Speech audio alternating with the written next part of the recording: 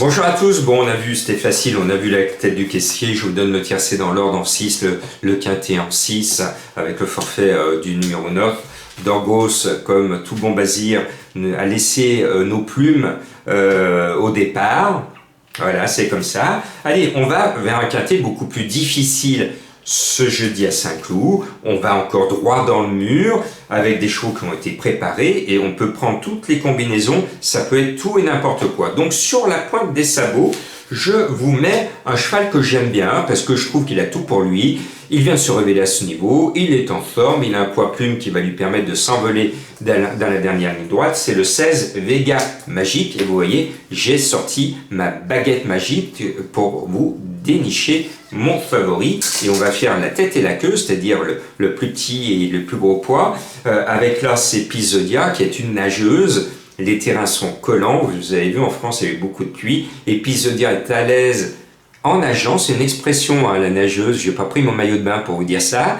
Voilà, donc Episodia, plus c'est lourd, plus c'est collant, mieux elle est. Donc elle devrait, dans sa piscine préférée, être à l'arrivée. Et puis en bas de tableau, il y a un autre cheval qui comme Vega Magique, me paraît très bien placé au poids, c'est le 14 Dorazio. Alors moi j'aime bien Stéphane Boitel, j'aime bien Théo Bachelot, l'association des deux me plaît, elle est en réussite, on les met. Après, on va mettre un cheval qui m'a donné raison la dernière fois, c'est Ridwan, le numéro 4, que j'aime bien. Christophe Soumillon l'a super bien piloté la dernière fois, il gagne de peu, il prend 3 kilos, mais je ne serais pas surpris qu'il regagne, parce que je pense que le cheval a gagné avec réserve, et je dis à Cricri, parce qu'on t'a remarqué, j'ai eu des échos aussi, quand c'est un quintet, tu ne fais pas comme dans les courses principales, on pousse et puis on voit que le cheval est battu pour les premières places, on pose les mains, et puis parce qu'on économise le cheval, mais dans un quintet,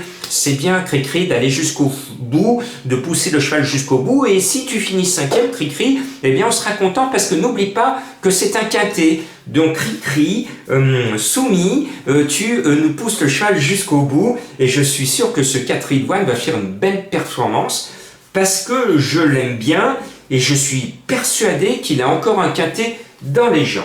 Après, j'ai fini de ne pas le mettre, mais je me suis dit, Jean-Marc, si tu ne le mets pas, il va te casser la baraque. Donc, j'ai écouté ma petite voix qui m'a dit, attention Jean-Marc, t'as oublié un cheval, t'as oublié Prince Anodin, tu lui dois le respect, c'est un noble, donc ce numéro 7, tu me fais le plaisir de le mettre. Donc j'ai dit à ma petite voix, oui, je le rachète, j'ai cassé ma sélection et j'ai enlevé le sabre pour mettre Prince Anodin, ma petite voix. Alors ma petite voix, je le dis avec beaucoup d'humour, c'est simplement l'intuition. Je donne le synonyme du mot intuition par petite voix, donc, et c'est une méthode à moi, quand on a tous une intuition. Écoutez-la, parce que souvent elle est de bons conseils. Bon, donc je vous mets le 7, et puis après, je mets le roi du tiercé.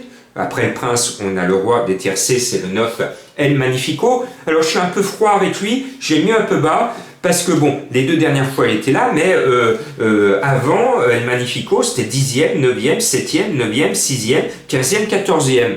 Donc chat mouillé, craint l'eau. Je le mets pour me couvrir, mais c'est très très loin d'être un coup sûr. Bon, et puis ma trouvaille, c'est le 10 Tara, qui va être bien, elle aussi, c'est une nageuse, bien placée au poids. Il y a 2 Lerner, je pense j'espère que c'est la meilleure des 2 Lerner. Et puis on va glisser le cheval de Madame Colombo, Courcard, le numéro 13, qui a une chance tout à fait régulière. Je vous donne un petit cheval mystère comme vous les aimez bien. C'est toujours un cheval au nom rigolo qui court dans une autre course ou une autre réunion. Et bien pour le trouver, il faut revenir passer votre bac, et c'est une épreuve importante du bac qui fait parler beaucoup les médias. Qui est-il ce cheval mystère? Allez, je ramasse les copies demain.